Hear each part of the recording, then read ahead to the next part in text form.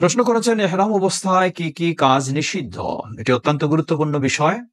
আপনি যখনই আন্তরিক নিয়তের মাধ্যমে এবং মৌখিক স্বীকৃতি দেওয়ার মাধ্যমে ইহরামে প্রবেশ করলেন, চাই উমরার ইহরাম হোক অথবা হজ্জের ইহরাম হোক, এরপর থেকে আপনাকে মনে রাখতে হবে কিছু নিষিদ্ধ কাজ রয়েছে, সেগুলি থেকে আপনাকে বিরত থাকতে হবে।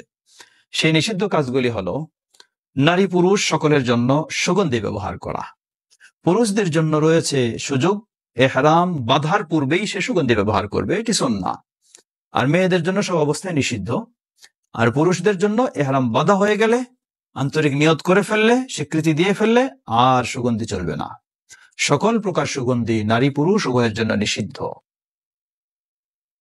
গোটা শরীর থেকে, মাথা হোক বা যে কোনো জায়গা থেকে হোক, কোনো চুল বা লোম কাটা ও তুলে ফেলা নারী পুরুষ সকলের জন্য নিষিদ্ধ।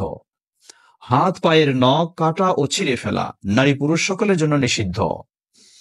স্থল প্রাণী শিকার করা নারী পুরুষ সকলের জন্য নিষিদ্ধ। বিবাহের প্রস্তাব দেওয়া নারী পুরুষ সকলের জন্য নিষিদ্ধ। বিবাহ বন্ধনে আবদ্ধ হওয়া নারী পুরুষ সকলের জন্য নিষিদ্ধ।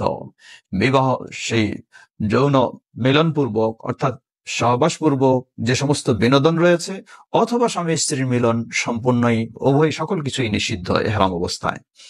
এই কাজগুলি নারী এবং পুরুষ উভয়ের জন্য নিষিদ্ধ।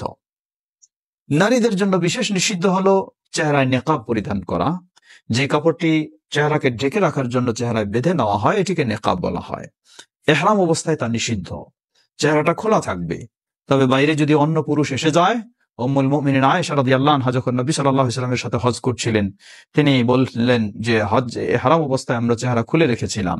ওয়া ইযা মাররা বিনার রিজাল আসদালনা আলা ওয়ুজুহিনা খিমারানা, আমাদের সামনে যখন ভিন্ন পুরুষেরা এসে যায় আমরা মাথার উপরের ওড়নাটা চেহারার উপরে ঢেলে দিতাম, যাতে চেহারাটা তারা দেখতে না পায়।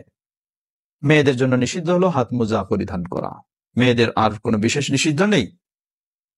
পুরুষের জন্য নিষিদ্ধ হলো সেলাই করা কাপড় পরিধান করা।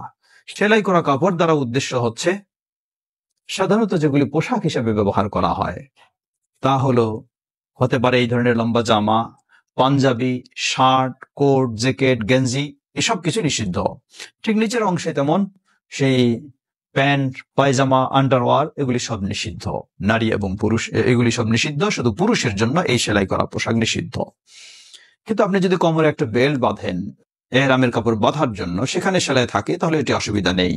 অথবা একটা ব্যাগ নিয়েছেন কাগজপত্রের জন্য ঝোলায় রেখেছেন গলায়, সেটিতেও কোনো অসুবিধা নেই। ঠিক তেমনি ভাবে জুতা পরেছেন, জুতার মাঝে স্যান্ডেলের সেলাই রয়েছে, সেটি অসুবিধা নেই। অনুরূপভাবে গায়ে হয়তো একটা চাদর দিয়েছেন ঠান্ডার কারণে, সাইডগুলি এমব্রয়ডারি করা রয়েছে, সেখানেও কোনো অসুবিধা নেই। তো এভাবেই আমরা বলবো যে পুরুষের জন্য নিষিদ্ধ। পুরুষের জন্য নিষিদ্ধ হলো আরো মাথা ঢাকা নিষিদ্ধ। মাথায় পাগড়ি পরা, টুপি পরা বা আরো কোনো কিছু দিয়ে মাথা সরাসরি ঢেকে দেওয়া নিষিদ্ধ। কিন্তু রোদ্রের কারণে বা বৃষ্টির কারণে ছাতা উপরে নেবেন, তাতে অসুবিধা নেই। অনুরূপভাবে পুরুষের চেহারা ঢাকা, যে কোনো কিছু দিয়েই চেহারা ঢাকা, সেটি সর্বাবস্থায় নিষিদ্ধ। এই কাজগুলি ইহরাম অবস্থায় সকলের অথবা নারীর এবং পুরুষের ভিন্ন ভিন্ন যা রয়েছে সবগুলি নিষিদ্ধ। সবগুলি থেকে সাধ্যপক্ষে অবশ্যই বিরত থাকতে হবে। যদি বিরত কেউ থাকতে না পারে, তাহলে কাজ হিসাবে তার অপরাধ বা কাফারা গণ্য হবে। ওয়াল্লাহু তাআলা আ'লাম।